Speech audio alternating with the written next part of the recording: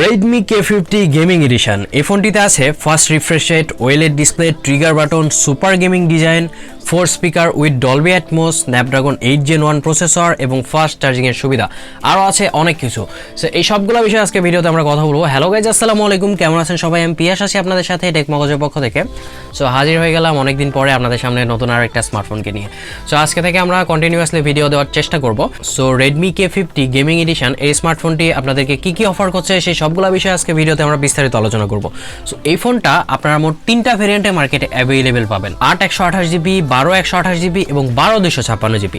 8/128GB যে base ভেরিয়েন্টটা, এই ভেরিয়েন্টটি price রাখা হয়েছে চায়নাতে 3299 ইউয়ান, যেটি ইন্ডিয়ান টাকায় কনভার্ট করলে প্রায় 39,000 টাকার মতো আসে এবং বাংলাদেশি টাকায় প্রায় 44,000 টাকার মতো আসে। সো এই ফোনটা আমাদের বাংলাদেশে খুবই তাড়াতাড়ি আপনারা আনঅফিসিয়ালি পেয়ে যাবেন। যারা অ্যাকচুয়ালি গেমিং করেন তাদের জন্য এই ফোনটা খুবই ভালো লেভেলের একটা ফোন হবে। সো এই সবগুলো বিষয় আজকে ভিডিওতে আমরা বিস্তারিত আলোচনা করবো। সো চ্যানেলে যারা নতুন আছেন প্লিজ চ্যানেলটি সাবস্ক্রাইব করে নেবেন, কারণ আমাদের চ্যানেলে অ্যাকচুয়ালি প্রতিদিনই স্মার্টফোনের রিভিউ আপলোড হয়ে থাকে। সো আর কথা না বাড়িয়ে চলুন শুরু করি ভিডিওটি।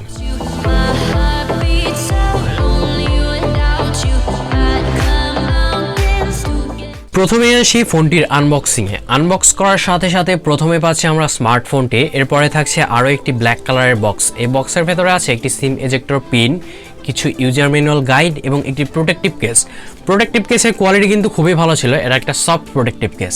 এরপরে পাচ্ছি আমরা একটি টাইপ সি কেবল, টাইপ এ টু টাইপ সি কেবল পাচ্ছি আমরা। এই টাইপ সি কেবলটা কিন্তু গেমিং ফোনে যেমনটা দেওয়া হয় ওই টাইপেরই টাইপ সি কেবল, মানে আপনারা চার্জে লাগিয়েও গেম খেলতে আপনাদের কোনো রকম সমস্যা হবে না। এবং ফোনটির বক্সের শেষে থাকছে একটি 120 ওয়াটের ফাস্ট অ্যাডাপ্টার। সো এইগুলাই ছিল বক্স কন্টেন্ট, বক্সের ভেতরে আর কিছু নাই। ফোনটির লুকস এবং ডিজাইনের কথা বলতে গেলে এই ফোনটার ব্যাক পার্টের যে ডিজাইনটা, এটা অ্যাকচুয়ালি গেমিং টাইপেরই ডিজাইন দেওয়া হয়েছে।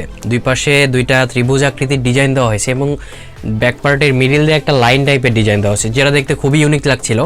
আর ফোনটির ব্যাক পার্টে অ্যাকচুয়ালি গ্লাস ব্যবহার করা হয়েছে। আর এটা অ্যাকচুয়ালি কি গ্লাস ব্যবহার করা হয়েছে এটা অ্যাকচুয়ালি শিওরভাবে বলতে পারলাম না, যদি নেক্সট টাইম জানতে পারি তাহলে আপনাদেরকে জানিয়ে দেবো। আর এই ফোনটির ব্যাক পার্টে অ্যাকচুয়ালি ম্যাট ফিনিশ টাইপের ডিজাইন দেওয়ার কারণে এখানে ফিঙ্গারপ্রিন্ট লাগে না, যেটা খুবই ভালো একটা দিক। আর এই ফোনটি আপনারা মোট 3টা কালারে মার্কেটে অ্যাভেলেবেল পাবেন, সেটা হচ্ছে ব্ল্যাক কালার, গ্রে কালার এবং ব্লু কালার। এবং এই ফোনটি আপনারা আরও একটা ভার্সনে পাবেন, সেটা হচ্ছে AMG স্পেশাল এডিশন ভার্সনেও কিন্তু এই ফোনটি আপনারা পাবেন। আর এই ফোনটির বডিটি দেওয়া হয়েছে অ্যালুমিনিয়াম ফ্রেমের। সো অ্যালুমিনিয়াম ফ্রেমের বডিটি দেওয়ার কারণে ফ্রেমে অনেকগুলো অ্যান্টেনা লাইন দেখ। ফোনটির ওজনের কথা যদি বলি, এই ফোনটি হচ্ছে 210 গ্রাম ওজন এবং থিকনেসের দিক থেকে 8.5 মিলিমিটার। সো কিছুটা মোটা এবং অনেকটা ভারী। গেমিং ফোন অ্যাকচুয়ালি একটু ভারী এবং মোটাই হয়, এটা স্বাভাবিকভাবে মেনে নেওয়া যায়, সমস্যা নেই। ফোনটির বাটন এবং পোর্টসের কথা বলতে গেলে এই ফোনটিতে আপনারা রাইট সাইডে পাচ্ছেন একটি পাওয়ার বাটন। পাওয়ার বাটনের উপরে অ্যাকচুয়ালি ফিঙ্গারপ্রিন্ট স্ক্যানারটা অ্যাড করে দেওয়া হয়েছে, যেটিকে সাইড মাউন্টেন ফিঙ্গারপ্রিন্ট স্ক্যানার বলা হয়। আর তার উপরে এবং নিচে দুই সাইডে, রাইট সাইডে উপরে এবং নিচে পাচ্ছেন আপনারা দুইটা ট্রিগার বাটন। সো এটা অ্যাকচুয়ালি ম্যাগনেটিক ট্রিগার বাটন, মানে আপনারা ইচ্ছা করলে ওপেন করে রাখতে পারেন, আবার ইচ্ছা করলে বন্ধ করে রাখতে পারেন। আর ফোনটির উপরে পাচ্ছেন একটি সেকেন্ডারি নয়েজ ক্যান্সেলেশন মাইক্রোফোন, একটি আয়ার ব্লাস্টার এবং একটি সেকেন্ড স্পিকার। ফোনটির নিচে পাচ্ছেন একটি টাইপ সি পোর্ট, একটি মেইন মাইক্রোফোন এবং একটি স্পিকার। ফোনটির লেফট সাইডে আপনারা পাচ্ছেন volume up and down button, একটি থার্ড মাইক্রোফোন এবং একটি সিম ট্রে। এই সিম ট্রেটি ছিল হচ্ছে ডুয়েল ন্যানো সিম ট্রে, মানে আপনারা এখানে কোনো রকম মেমোরি কার্ড কিন্তু ব্যবহার করতে পারবেন না, শুধুমাত্র দুইটা ন্যানো সিম ব্যবহার করতে পারবেন। এই ফোনটিতে আপনারা পাচ্ছেন side mounted fingerprint scanner. So fingerprint স্ক্যানারটি ছিল যথেষ্ট ফাস্ট এবং অ্যাকুরেট। ফোনটির ফেস আনলক স্পিডও ছিল যথেষ্ট ফাস্ট।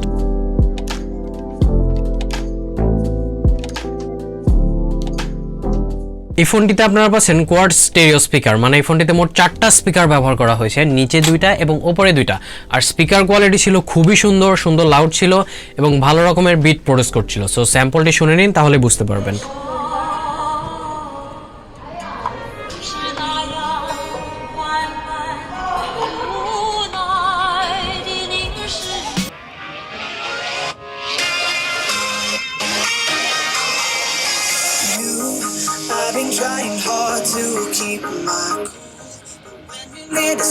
এই ফোনটিতে ব্যাটারি সেকশনে ব্যবহার করা হয়েছে 4700 mAh একটি বিগ ব্যাটারি এবং এই ব্যাটারিকে চার্জ করার জন্য বক্সেই দিয়ে দেওয়া হয়েছে 120 ওয়াটের একটি ফাস্ট অ্যাডাপ্টার।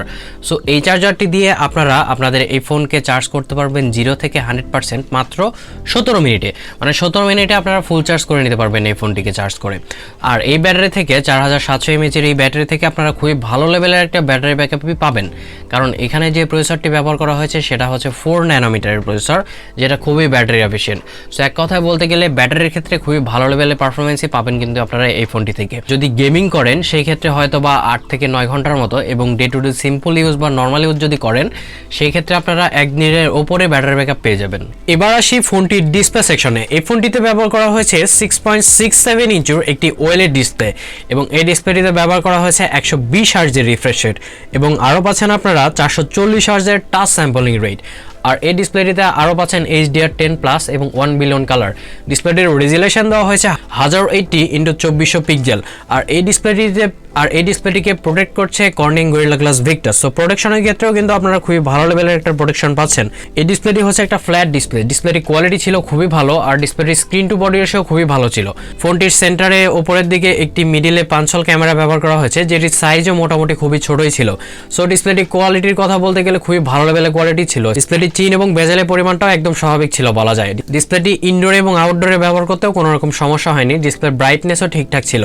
ডিসপ্লেটি দিয়ে যতগুলা ভিডিও দেখা গেছে সবগুলা থেকে শার্পনেসের পরিমাণ পাওয়া গিয়েছে খুবই ভালো। ইনডোরে এবং আউটডোরে ভিডিও দেখতেও কোনো রকম সমস্যা হয়নি। সো এক কথায় বলা যায় যে খুবই ভালো লেভেলের OLED ডিসপ্লে ছিল এটি। এবার আসি ফোনটির প্রসেসর সেকশনে। এই ফোনটিতে প্রসেসর সেকশনে ব্যবহার করা হয়েছে কোয়ালকম স্ন্যাপড্রাগন 8 Gen 1 প্রসেসর, যেটি 4 ন্যানোমিটারের এবং 3 GHz-এর। আর জিপিইউ সেকশনে আপনারা পাচ্ছেন Adreno 730। সো এই প্রসেসরটির পারফরমেন্স ছিল খুবই ভালো। তো এটা হচ্ছে লেটেস্ট একটা প্রসেসর, এর উপরে অ্যাকচুয়ালি স্ন্যাপড্রাগনের আর কোনো প্রসেসর নাই। সো এই লেটেস্ট প্রসেসরটি ব্যবহার করা হয়েছে এই ফোনটিতে। সো এই প্রসেসরটির পারফরমেন্স ছিল খুবই ভালো এক কথায় বলা যায়। আর এই প্রসেসরটি দিয়ে যতগুলো গেম আছে সবগুলাই আপনারা খুব স্মুথলি খেলতে পারবেন। হিটিং ইস্যুর কথা বলতে গেলে এই ফোনটিতে অ্যাকচুয়ালি তেমন একটা হিট হবে না, এটাতে সর্বোচ্চ 40 বা 41 ডিগ্রির মতো টেম্পারেচার থাকবে। আর এই ফোনটিতে ব্যবহার করা হয়েছে 4860 মিলিমিটারের কুলিং চেম্বার। এই কুলিং চেম্বারটি ব্যবহার করার কারণে কি হবে, আপনাদের ফোনটা গরম হতে দিবে না, আর গরম যদি হয়েও যায় খুবই তাড়াতাড়ি এটাকে ঠান্ডা করে দিবে। সো এক কথায় বলা যায় যে গেমিং এর ক্ষেত্রে এই প্রসেসরটা খুবই ভালো লেভেলের পারফরমেন্স করেছে। যেহেতু গেমিং ফোন সেহেতু এই ফোনটা থেকে ভালো লেভেলের একটা পারফরমেন্স পাওয়ারই কথা। আর এখানে আপনাদের গেমিং এক্সপিরিয়েন্সটাকে আরও স্মুথ করার জন্য এখানে ট্রিগার ব্যবহার করা হয়েছে। আর ট্রিগার থাকলে যে কতটা সুবিধা হয় গেমিং এর ক্ষেত্রে সেটা তো আপনারা সবাই খুবই ভালো করেই জানেন। আর এটা যেহেতু ম্যাগনেটিক ট্রিগার, সো আপনারা দুই সাইড থেকে দুইটা ট্রিগার যখন অন করবেন তখন অটোমেটিকলি এটা গেম মোডে আপনাদেরকে নিয়ে যাবে। সো শেষ কথায় এই প্রসেসরটি এই ফোনটির সাথে খুবই ভালো লেভেলের পারফরমেন্সই করেছে গেমিং এর দিক থেকে এবং ডে টু ডে ইউজের দিক থেকে। আর এই ফোনটি রান করছে Android 12 এর সাথে, এবং সাথে আছে লেটেস্ট MIUI 13। সো MIUI 13-এ তেমন একটা বাগস নাই, তবে কিছুটা আছে। আর MIUI 13 ছিল খুবই স্মুথ এবং ফাস্ট। সো এক কথায় বলতে গেলে অ্যাপ ওপেনিং ক্লোজিং থেকে শুরু করে ডে টু ডে ইউজে, হায়ার ইউজ এবং নর্মাল ইউজে কোনো রকম ল্যাগিং অ্যাপ দেখা আপনারা দেখতে পাবেন না। খুব স্মুথলি চলছিল এই ইউআইটি। এই প্রসেসরটি থেকে প্রায় 94,000-এর ওপরে AnTuTu স্কোর পাওয়া গিয়েছে, যেটা আমার কাছে খুবই ভালোই মনে হয়েছে। এই ফোনটি আপনারা মোট 3টা ভেরিয়েন্টে মার্কেটে অ্যাভেলেবেল পাবেন: 8/128GB, 12/128GB এবং 12/256GB। 8/128GB যে বেস ভেরিয়েন্টটি, এই ভেরিয়েন্টটি প্রাইস রাখা হয়েছে চায়নাতে 3,299 ইউয়ান, যেটি ইন্ডিয়ান টাকায় 39,000 টাকা এবং বাংলাদেশি টাকায় প্রায় 44,000 টাকার মতো। আর 12/128GB ভেরিয়েন্টটি প্রাইস রাখা হয়েছে চায়নাতে 3,599 ইউয়ান, যেটি ইন্ডিয়ান টাকায় প্রায় 42,600 টাকার মতো। আর 12/256GB যে ভেরিয়েন্টটি, এই ভেরিয়েন্টটি প্রাইস রাখা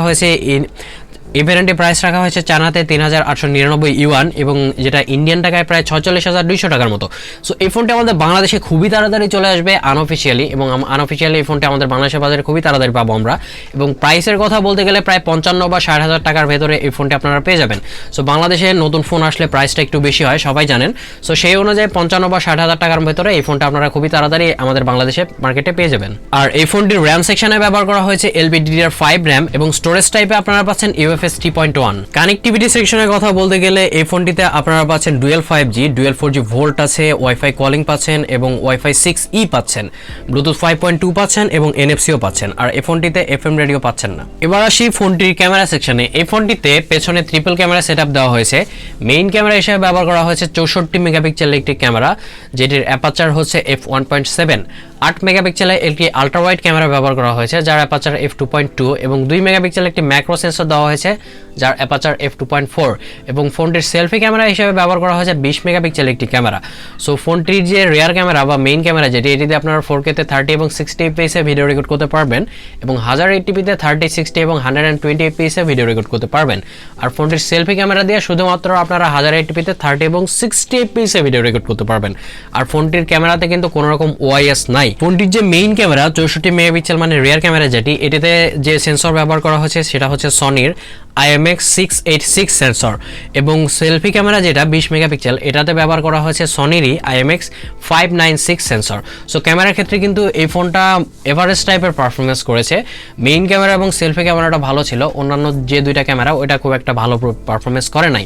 সো ক্যামেরার কথা বলতে গেলে ওভারঅল যতগুলো ছবি তোলা গিয়েছে সবগুলা থেকে ডিটেলস পাওয়া গিয়েছে খুবই ভালো, আর ডাইনামিক রেঞ্জও মোটামুটি এভারেজ টাইপের ছিল। যদিও এটা গেমিং ফোনে অ্যাকচুয়ালি ক্যামেরা অতটা ভালো হয় না, যারা গেমার তারা অ্যাকচুয়ালি ক্যামেরাটা ফোকাস করে না,